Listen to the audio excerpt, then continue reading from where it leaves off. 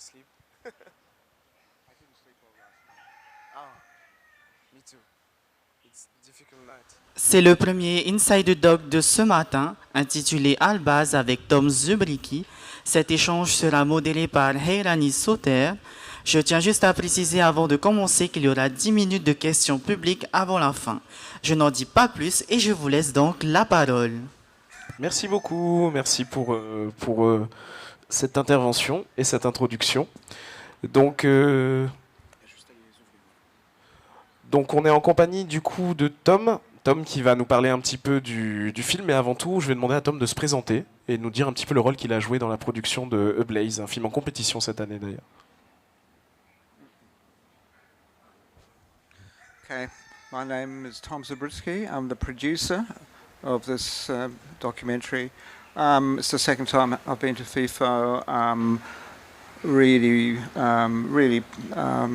thankful for FIFO to invite this film, and we have already had 2 screenings of the film, and I'm really happy with the response to the film so far, and I'm very happy to also answer your questions. Alors la première question va être très simple, c'est qu'est-ce qui a motivé le tournage? Ah, tu n'as pas mis tes écouteurs. Now your question, what motivated me to make the film, or to be involved in the film? Yeah? Yes. Yeah, okay. All right, so it came about in unusual circumstances, right? One day, it's like a story, interesting story. One day, a film turned up, was discovered, if you like, at our archive, our national archive. It had no label. It was an old film made in the 1940s. So it was like this story unfolds a bit like a detective story. Right? The archivists at our National Archive contacted somebody who has a reputation from being one of the most knowledgeable archivists himself in indigenous indigenous work and indigenous archive, and that man is Alec Morgan, who himself is a director and has made a number of films, including one called Lousy Little Sixpence about the stolen generations. So the archive contacted Alec and said, Alec, we've got this film, we can't identify it, could you come and have a look at it? Alec screened the film and immediately recognized the person who's in the film, Bill Onus. Bill was throwing a boomerang. He was there in several scenes in this film. And this film wasn't a regular documentary. It was more like a newsreel. But it had no sound. No sound. So Alec contacted Bill's grandson, Tiriki Onus. Now, Tiriki is an academic at Melbourne University. Tiriki knew that his grandfather made films, but he remembered that the films he made were on Super 8mm, and that they were burnt. Most of them were burnt in a fire in Melbourne in a caravan. These films were in a caravan, little films. But he didn't know that Bill had actually made something on 35mm, and this was news to him. And so when Tiriki saw the film, he was just amazed, bowled over. He was really fascinated by what he saw. If you see the film, Tiriki talks about his reaction. He was incredibly amazed. So then, really, the next step was to search for more information, behind this film. Why was it made? More detail about the content. Ça a pris du temps de réunir toutes ces infos? Have I just finished? Almost finished. So Tiriki contacted Alec. Well, Alec contacted Tiriki. So Tiriki and Alec got together. Actually, Alec travelled to Melbourne to show Tiriki the film. And then they were both looking for a producer. So Alec suggested me because he knew me personally. The documentary community in Sydney is pretty small. Tiriki agreed to contact me and ask me if I wanted to be the producer. So we all met together and we worked out a plan of action. We worked out a kind of a way we could work together to sort of bring this, to make a documentary and bring the story of Tiriki's grandfather to life. So that's where it started, and we're looking now back 5 years ago.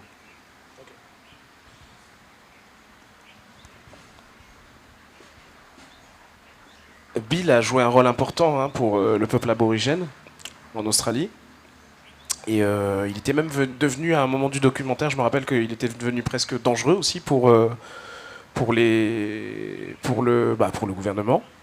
Et du coup, est-ce que tu penses que tu me parlais de la disparition d'une partie des films, est-ce que tu penses que c'est quelque chose qui était intentionnel ou c'est réellement juste un accident? Une partie des choses que Bill a produites.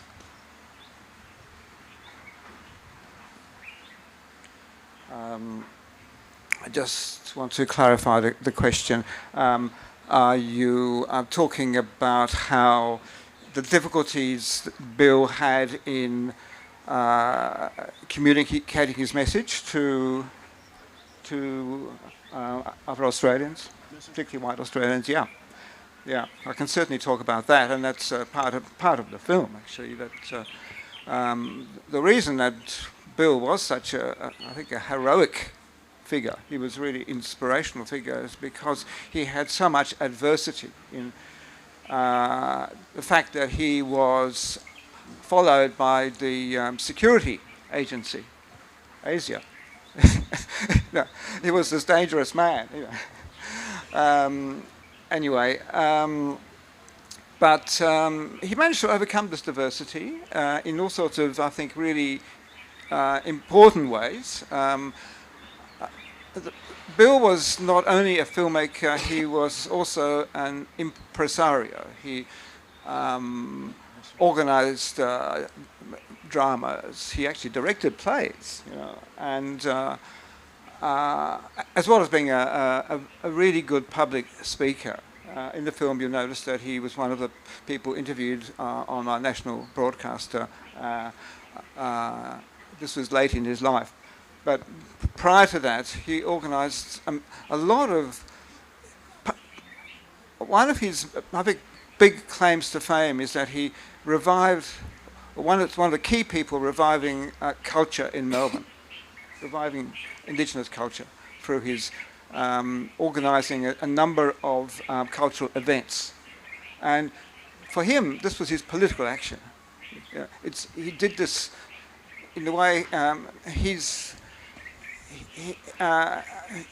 way of getting communicating to the Australian public was through culture, through film, through art. So some people actually say that maybe he was the first Indigenous filmmaker, because this film was that he made, this kind of newsreel film was made in 1946. It's a long time ago. But anyway. Does this answer your question partly? Yeah. I mean, I could go on, but yeah. I mean, it's all kind of in the film, and I think that's a very important part of his life. Oui, bien sûr. On va pas trop en dire sur le film non plus. Est-ce Est-ce que tu penses qu'il y a d'autres films perdus de Bill, très certainement d'ailleurs, hein, quand on voit le film, on voit qu'il y a quand même un grand pan des choses qui ont l'air d'avoir disparu. Est-ce que tu penses qu'il y a possibilité que, si jamais on devait en trouver d'autres, il y ait une suite à ce documentaire sur la vie de Bill et sur sa création artistique?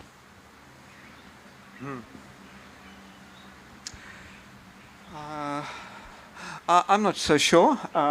But in the process of making this film, some of the original Super 8 Super 8 films were actually discovered and were digitized. And some of the clips from these films are in ABLAZE.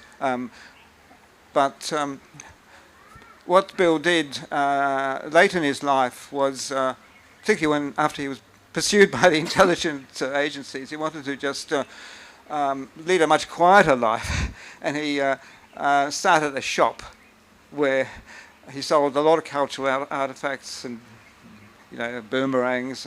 But by that stage, he was such a famous figure. People came from everywhere to meet Bill, including Harry Belafonte, who was a famous black indigenous singer, American.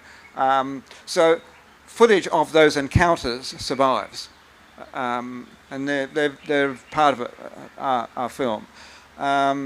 But whether there's going to be more footage that turns up, I don't know. It's possible. It's possible. I'm not sure about in terms of footage of Bill's work, but certainly other films that are in that same condition at the Film and Sound Archive. That perhaps they're a bit unknown, they're unlabelled. There is a lot of material there that still probably hasn't been catalogued. I mean, our archive is experiencing a bit of a funding crisis, and I think this is a familiar story everywhere. The need to preserve this really, really very important historical material, so that answers your question. Yeah. Yes, it's fine.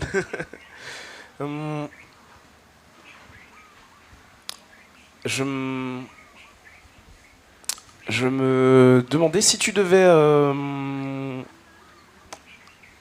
donner un argument pour motiver nos potentiels spectateurs, les potentiels spectateurs de ton film, de le regarder. Qu'est-ce que tu leur dirais? Quel message passe par ce film et qu'est-ce que tu voulais véhiculer en sortant ce documentaire? Donc on en apprenne plus sur Bill, sur ce qu'il nous a laissé au niveau de son héritage? Sure. I think Bill's legacy is really the important reason for making this film. For Alec and Tiriki, thought it was so important to make this documentary. It's just had a seed drop from the sky. But the reason Bill's legacy is important is because there isn't a lot of knowledge about Indigenous activism in that period, post-war, 40s, 50s and 60s, that led up to our referendum. There isn't a lot of appreciation of the role that people like Bill played in that period, that crucial period of just getting across to ordinary Australians, that Australians, Indigenous Australians, should be included, in and given equal rights. And this, you might think that this is crazy. This has happened in the late 1960s. That this hasn't happened before, But there was actually segregation, inequality, and Bill's role in trying to kind of deal with that, come to terms with that, and take that on head on, challenge. How his people have been dispossessed for so many generations, and we're talking all the way back through the previous century, through the first contact. So, he was just a very important person along the way. I mean, there were other activists, First Nation activists who were also very important. But I think Bill's role must not be forgotten, and that's what our film is really all about, and that's the takeaway message for an audience.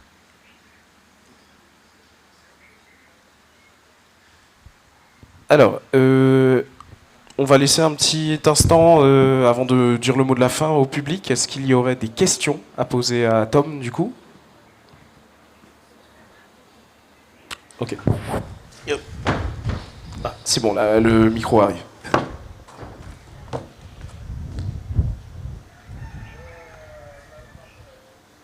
Merci. Oui, je voulais savoir un petit peu justement le petit-fils de Bill donc dans le film. Lui, comment il a vécu tout ce processus, qui est quand même un processus important de découverte de films, d'archives. Donc lui, comment il a vécu ça et qu'est-ce qu'il en fait aussi aujourd'hui?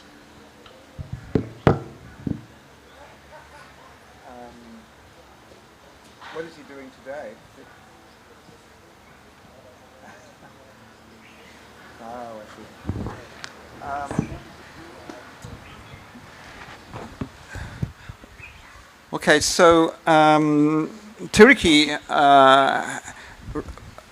is at the university running a unit, an interdisciplinary unit at the university, where the role of this unit is to bring in students from other disciplines who know nothing, particularly very little about the history of First Nations people in Australia at all.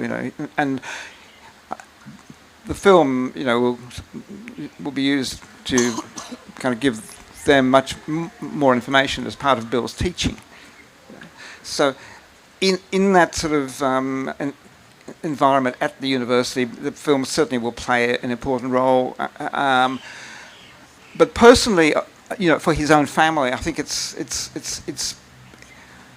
well, I was going to say it's truth-telling, but I guess that's a broad term. But in his own family, they now have this incredibly engaging, amazing material that they can then pass on to from generation to generation to generation.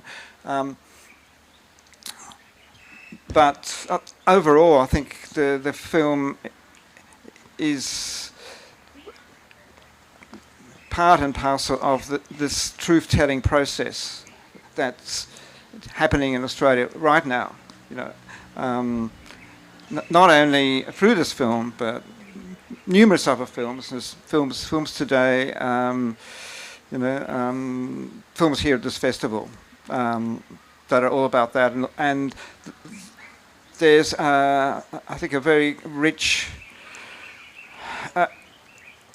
kind of how would you say collection of work that's being made certainly in the last few years that through government support that's being shown on a national broadcaster, the ABC and SBS, which is, and all these films kind of play a role, in this what's now called truth-telling,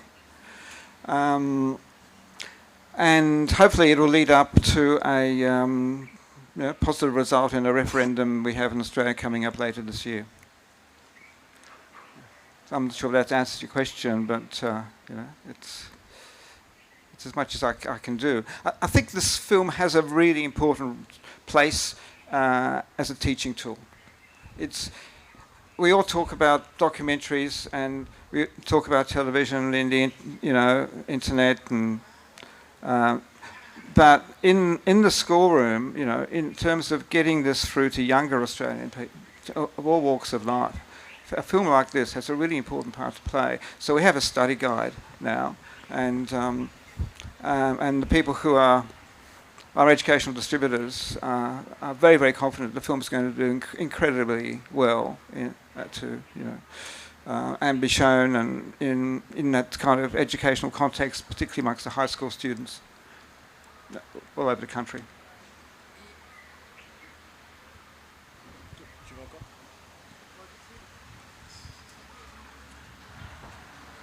Justement, tu parles de transmission et ce film, tu parlais de l'éducation.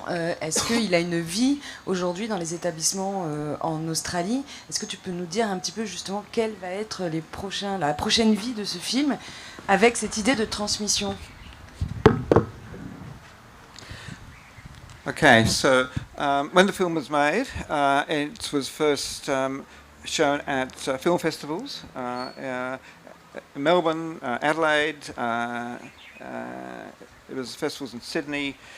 So the festival life, and then from the festivals, after the festivals, it was very quickly bought by the ABC, which is our biggest national broadcaster, and it was available on demand, and it's been available on demand now probably for about 8 months. It's quite a long time. It's been very popular.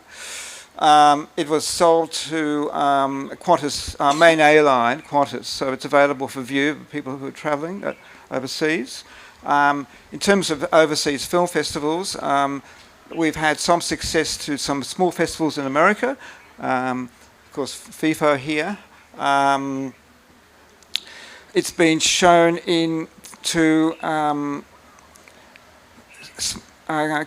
at the very basic community level.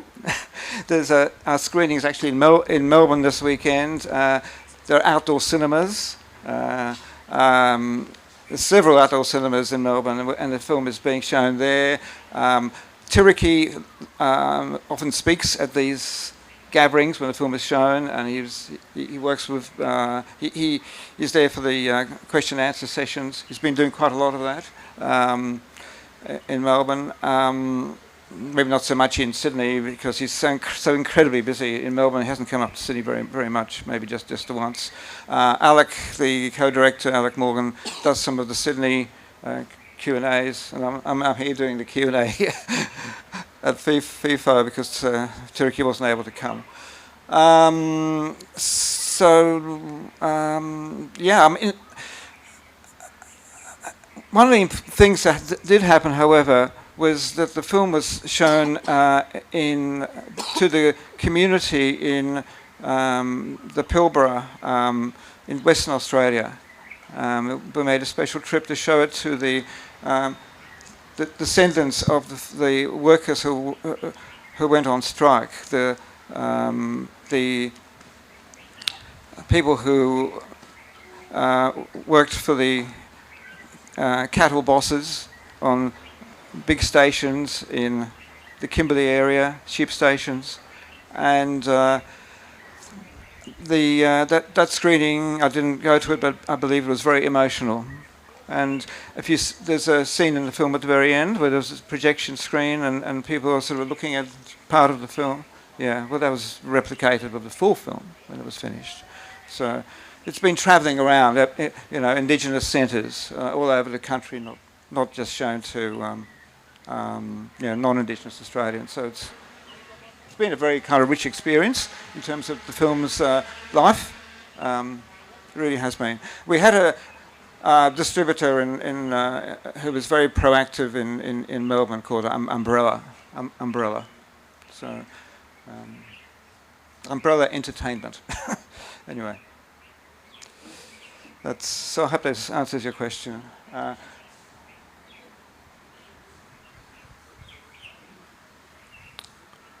Alors, je pense qu'on est bon. Est-ce que tu aurais un mot pour la fin, puisque du coup, est-ce que tu aurais quelque chose à ajouter avant qu'on clôture, du coup, puisque on est arrivé au bout de cette intervention.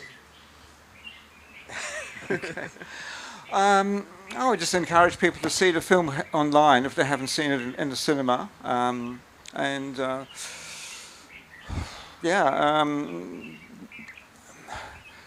there is we have a website which has some more information on it, just called ablazethefilm.com.au. And if they want to contact me through my email, they'll only be happy to give them even further information. Merci à Tom. J'aimerais qu'on applaudisse Tom pour son intervention, si possible, quand même. Thanks for the interview. Pleasure. Thank you.